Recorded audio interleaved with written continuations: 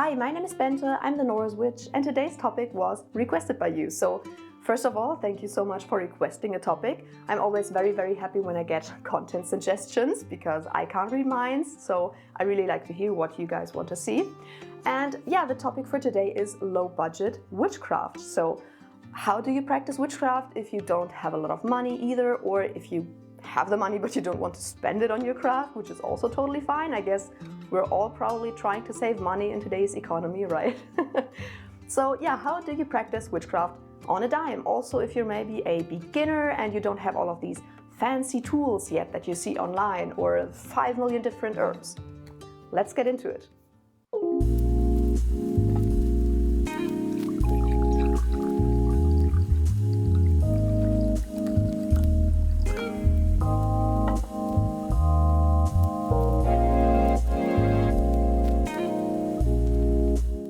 When you watch witchcraft content online, you probably see a million different fancy tools, a very expensive fancy athame maybe, or a fancy wand with a crystal on the tip, or 10 million different herbs and crystals and spell bottles and all of these material things. And you might think, especially as a beginner, that you need all of this stuff, especially these expensive tools and these very exotic herbs that don't even grow around you, that you have to maybe get shipped to you specially. And I want to first of all start out this video by saying you don't need all of that stuff. It might look fancy and it might make you feel witchy and it might bring you into the mood to practice witchcraft. And that is totally fine if you want to do that. I'm a maximalist. I like my stuff. But the thing is, it might sound douchey, but I can afford it, so it's fine. Like I don't have to save on food, for example, or my rent to afford my witchcraft tools. So if you don't have the money to afford all of this, you don't have to. You don't need it. Especially if we look at folk practices, folk magic, we see that we don't need all of this fancy stuff. More folk-based traditions work with whatever they have on hand and whatever grows around them plant-wise. So you see, you can work magic without having fancy tools, especially all of these tools that you see in Wicca, for example, a fancy athame, a wand, a chalice, a fancy pentacle that you can put on your altar. You don't need it. That's the short answer. You don't need it. I decided to split this video up in categories. So we will look at 4 categories. These categories are herbs, crystals, tools, and then lastly, books and resources. And we will just have a look at how we can hold these categories on a low budget. I thought that herbs, crystals, tools, and then books and resources would be the categories that you have most questions about. And yeah, afterwards we will get into some examples and how you can hold those on a low budget. So for example, how you can start deity work on a low budget because, well, you probably see all of these fancy statues and 7-day candles on people's altars and you might think, well, I can't afford a $70 statue. And that's totally fine. We will get into that later. But first of all, let's look at herbs. Okay, so herbs will probably be the easiest category out of all of these 4 because, well, you probably have plants growing around you. Even if you live in a city, you will have plants growing around you. Even if you don't have a huge park or wide open nature around you. I mean, I live in a big city and I still have plants growing around me. So work with the plants that grow around you. You don't need to order them online and you don't need exotic plants that grow on the other side of the planet. The plants that grow around you are totally fine to use. The only struggle that you might face is that you can't find info on these plants and how they are magically used online or in books because maybe they're just plants that aren't mentioned because most books are either very Western European centric or US centric. So if you work in Africa, in Australia or somewhere else where there are a lot of different herbs that don't grow in Europe or in the US, you might not find these in your typical witchcraft herbal books. But the thing is, and that is also what I want to get into in this category, You don't need these fancy magic herbal books. You don't need a book of correspondences for your herbs because first of all, you don't have to work with the correspondences that someone else made up. You can work with your own correspondences and you can find them very, very easily. If you want a book on plants, which totally makes sense because before you harvest an herb or go foraging, you probably want to know which plant is which and which of them are toxic, for example. Very important. But the thing is, you don't need a fancy witchcraft book for that. Those are very niche, so they're usually very expensive. And you probably won't find them that often in thrift stores or on flea markets. You can also work with normal herbology books. Books with their normal medicinal uses and their historical uses maybe, and you get those so cheap. You can get those so cheap in thrift stores and flea markets. I have gotten books like that for like 50 cents or €1 on the flea market or in thrift stores. Maybe go with those books. You will need them either way, probably, so that when you're foraging around you, you know which plant is which, you can identify them, because in most of these herbology books there will be images of the plants and ways that you can recognize them, which normally you don't have in like green witchcraft books, for example. So get those books. They are very, very cheap. You can of course also research them online, but well, there's also false knowledge, and when it comes to toxic plants, I would not rely on the internet. I would get a proper book. What you can do is, instead of just looking at a book of correspondences and then looking at rosemary and seeing its use for love or whatever, you can look at the medicinal uses, for example, of this plant. So one example that I'm always using is mint, rosemary, and ginkgo are all scientifically proven to help your memory and your mental functions in general. So whenever I want to, for example, use some herbs in a spell for improving my memory, for example, or remembering my dreams, that's for example where I use them, I would use those because their medicinal uses also apply in a magical context. So that is, for example, something that you can do, and that works like a charm.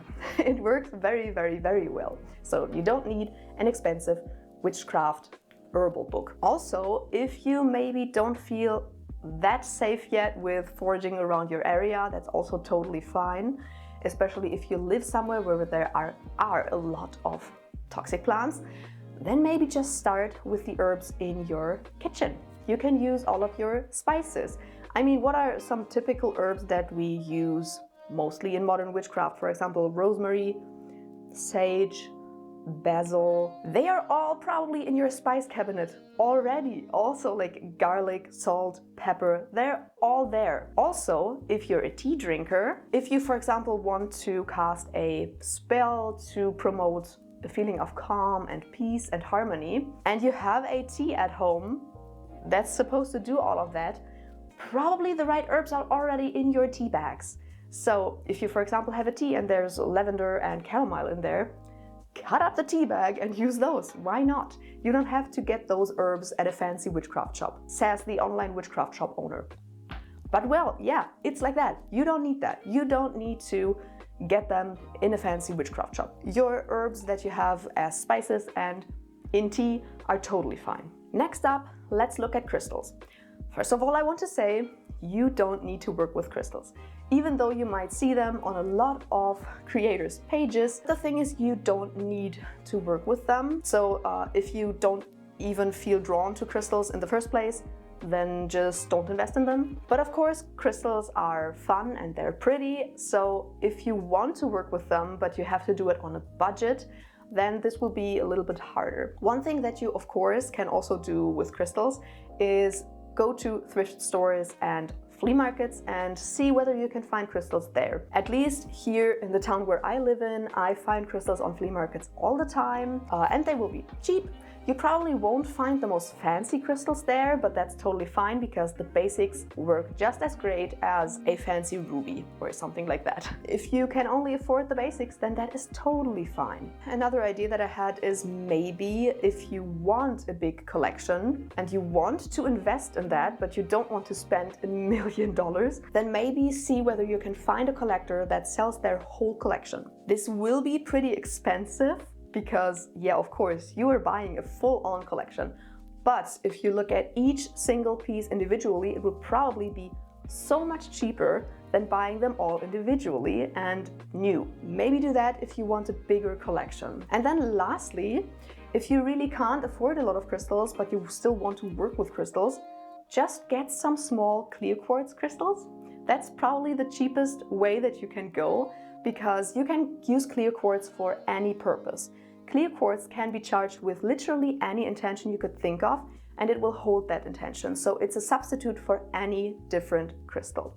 I don't believe that that works with herbs, but with crystals, definitely. Just get some cheap clear quartz crystals. Clear quartz is extremely cheap, so if you just get a few small ones like these, you can get them for a few bucks. So probably this will be your safest way to go. One thing that I want to say though, in this category, a lot of people who want to buy crystals on a budget will look for either AliExpress or some cheap shops like that, Wish, something like that. Please don't buy crystals there, because they will either be fake. There are a lot of fakes out there, and especially if you're a beginner, you probably won't notice the difference and you will get glass and not a crystal for the same price. And secondly, and that's more important, these very, very cheap crystals were sourced and mined in a very, very bad way, in a very unsustainable way, and also a very unethical way. So the people who mine these crystals, they get so little money, so little money. There is child work involved, very, very unsafe working conditions, and the mining is also environmentally very, very unsustainable. If you want to work with crystals, please, please still opt for ethically and sustainably sourced ones. Yeah, the crystals will be a little bit more expensive, but I can say from my own experience, because I only sell ethically and sustainably sourced crystals, that sellers who sell only ethically and sustainably sourced crystals usually try to keep the price still as low as possible, so they won't cost a fortune.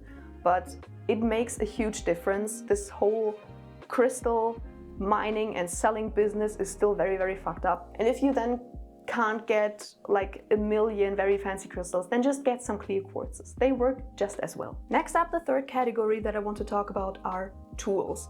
So everything that surrounds things that you use in your craft, for example, wands, athames, chalices, cauldrons, things like that. Also a lot of altar decor I would also wrap in this tools category. As I say with everything, you don't need a lot of stuff. So you don't need a fancy cauldron, you don't need an athame. I have never owned an athame and I never felt like I needed one. You don't need a wand, you don't need a staff, you don't need all of this stuff.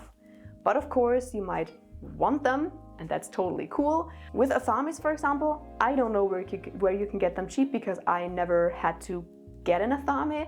But since it has to be a double-edged blade, I don't know where you would get that for cheap. But with other tools, there's always a way. For example, let's look at one of the easiest examples, wands. Just pick up a branch that speaks to you in the forest and then turn it into a wand. You can make a wand from a branch very, very cheap. Of course, you can just, for example, sand it and have it very smooth, and that's your wand. Perfect. You don't even have to do anything to it, but you can carve into it, you can burn into it, you can paint it, whatever you like. You can make a very, very cheap wand. My wand is completely handmade. It was made from a stick that I found on the forest floor, and I just made a handle by wrapping it in yarn. So it was very, very cheap. It's very easy to do, so that's of course an option. For example, you can also make runes the same way. Pick up a branch in the forest and then cut it into slices and make runes from it. Or you can just pick up stones and paint on the stones, and then you have working runes. Perfect. Most of the time, you will find that you connect with your tools better either way if you make them yourself. But of course, you can't make everything yourself. For example, I wouldn't know how to make a cauldron, and I know that most people want a cauldron because of course you can burn stuff in it pretty safely, you can burn incense in it, so it's very, very just convenient and handy. But those things you will find in thrift stores and on flea markets. Most of my tools, in fact, are second-hand. For example, my cauldrons are second-hand, all of my candle holders. I have a teacup for tasseography, also found that on a flea market. Even my altar like the furniture piece that I have as an altar, is secondhand. You can get so much stuff that wasn't originally intended to be a witchcraft tool and turn it into a witchcraft tool. So you don't need to get everything at a fancy witchcraft store. Again, says the online shop owner. If I say it, it must be true. So definitely go to thrift stores and flea markets because you can find so much stuff.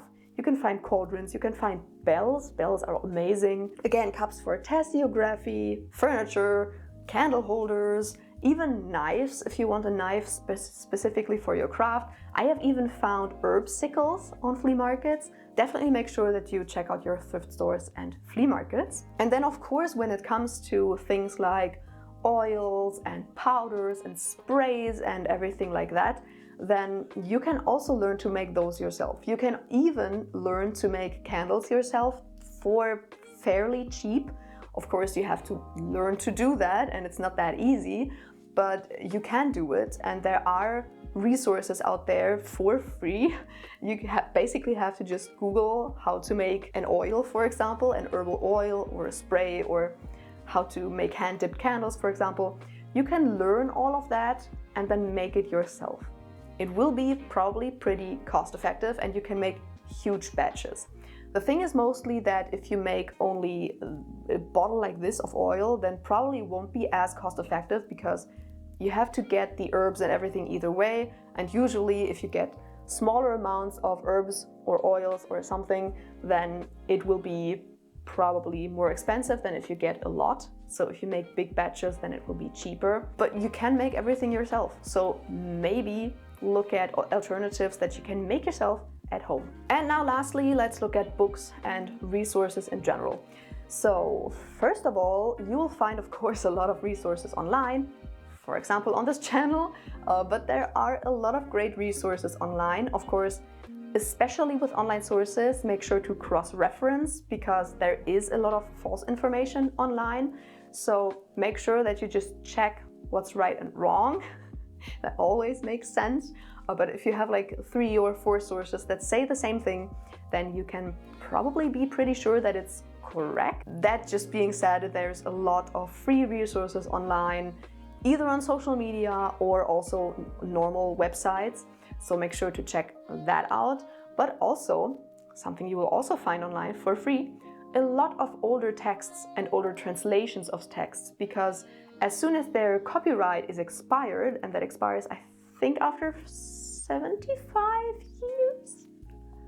I don't know the exact amount of years, but there is a time after which the copyright expires. And after the copyright expires, you will probably find those texts for free online. For example, the older translations of the Eddas and Sagas. You will find so many of those for free online, so you don't have to buy books. So older texts will be your best friends. You will find them for free. Also, you will find them a lot of the times for free on Google Books. In general, Google Books will be your best friend. Also websites like JSTOR, for example, because you will find also a lot of more scholarly articles, things like that, anthropological text, archaeological text, that kind of stuff. Again, I say it in every single category, but thrift stores and flea markets are your best friends. I have found so many good books for my craft in thrift stores and on flea markets. They are like on normal flea markets and in normal thrift stores, they usually won't be witchy books. It's pretty rare that you find those. It's more like either like astrology or like more broader new age books maybe, but you will get a lot of historical books, anthropological books, herbology books, things like that for very, very cheap, because that's just not such a niche topic. But make sure to find an online book thrift store. That is my biggest tip for you, because I have found older witchcraft books for like $1, $2. It's amazing. And yes, they won't be the newest, most hyped books, but you don't necessarily need those. Older books are fine too.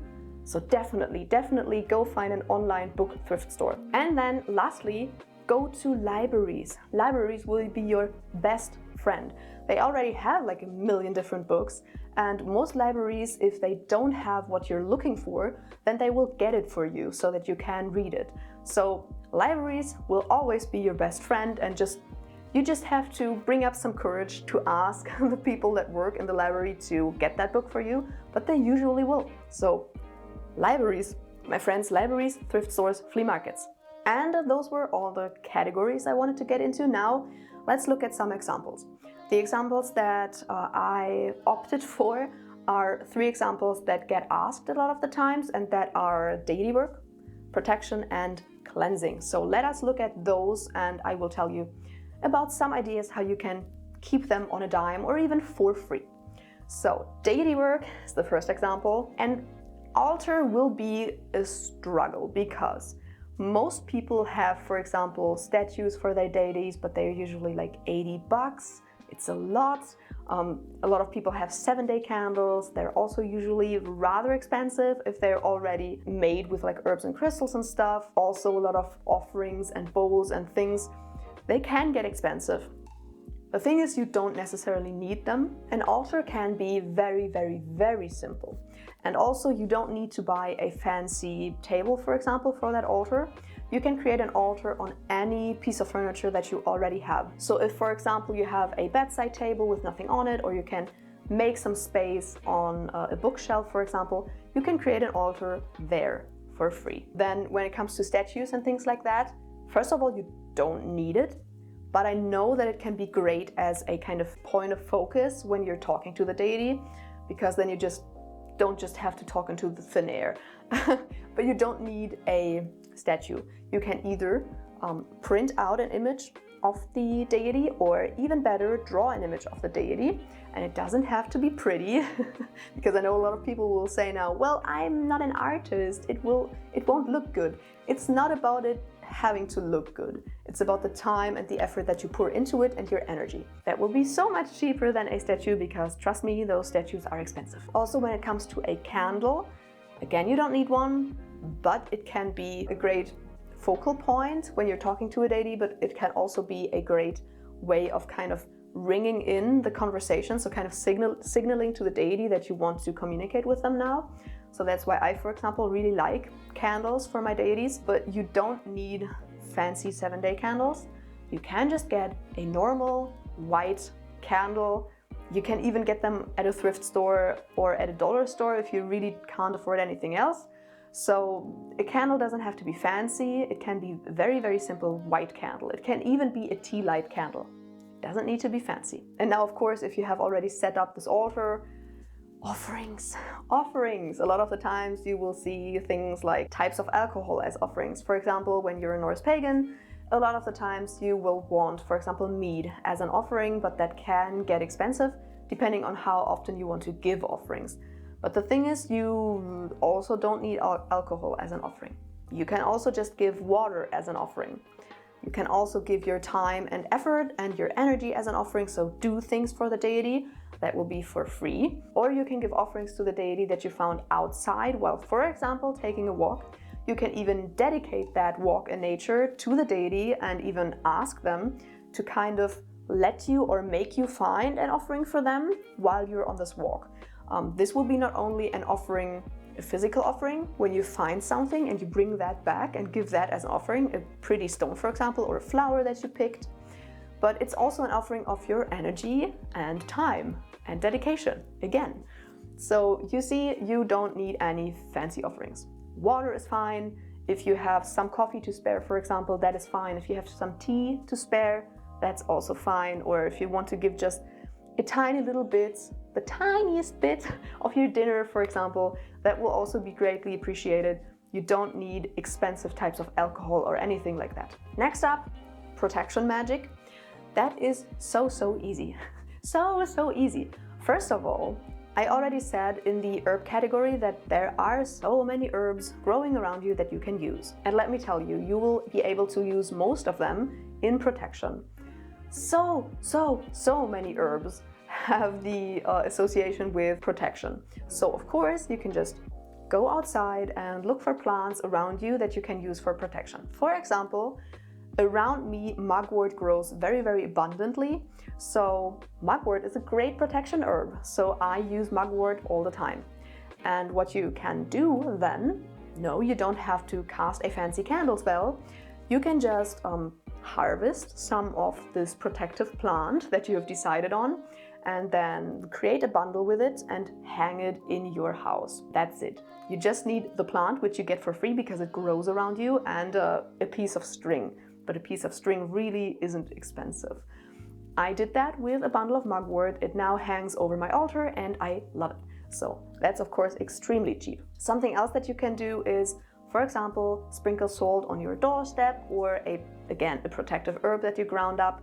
You can also, if you have a single small piece of clear quartz, you can bind a protection spell to this clear quartz and it will basically get powered by this clear quartz. Another cheap, free thing that you can do is to try to find a hagstone.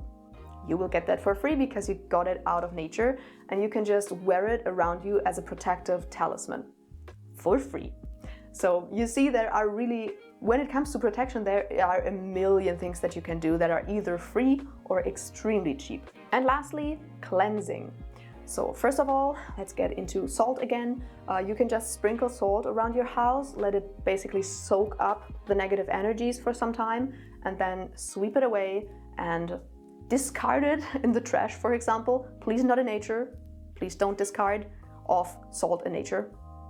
Not good for the environment, so put it in the trash. You don't have to use fancy Himalaya salt or anything like that. Normal household salt is totally fine. Next up, something you can do, a simmer pot. You probably already have a pot at home because how do you cook? So you need a pot, you need water, and you need herbs that you throw in the pot, and then you basically cook them and let the steam, the herbal steam, basically cleanse the house of negative energies or things. Protective and cleansing herbs, again, are so common that you will find them in your spice cupboard, or again outside growing around you. But for example, sage and rosemary, very common. Chuck them into a simmer pot, done. But there are also things that you can do for free. So for example, run around your house with intention, of course, the intention is important here, and sing or chant or clap your hands or ring a bell that you already own if you own one, or hammer onto a pot, things like that. Anything that creates some kind of sound or noise is amazing for both cleansing but also for banishing. You can do that for free. And also another cleansing thing that you can do for free is to just open all the windows and doors and let the wind take care of it. So basically you open just all the windows and the doors so that the air can move freely in and out of your house, and you basically ask the wind to cleanse your house. That's a very easy thing that you can do also every single morning. I feel like that's a very German thing to do. We do that all the time, letting some fresh air in, but it helps. It helps so much. Again, you see, a lot of things you can do for free or for very cheap. And yeah, that was all that I wanted to get into. If you have other ideas on how to make a witchcraft practice or a magical practice in general very cheap or even for free, then of course, again, put them in the comments because we can all use some witchcraft on a dime. Before I end this video though, patron shout out.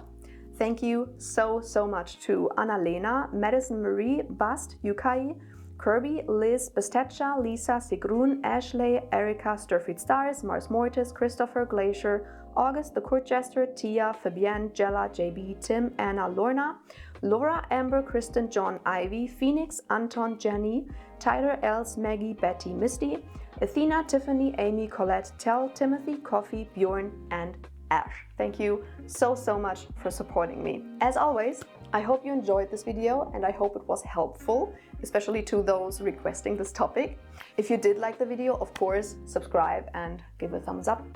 You can, of course, also check out my other socials, or if you do feel fancy and want to spend some money, you can also check out my online shop for ethically and sustainably sourced witchcraft tools. And if you have some bucks a month to spare, then of course you can also check out my Patreon. But of course you don't have to. And I will see you in the next video. Bye!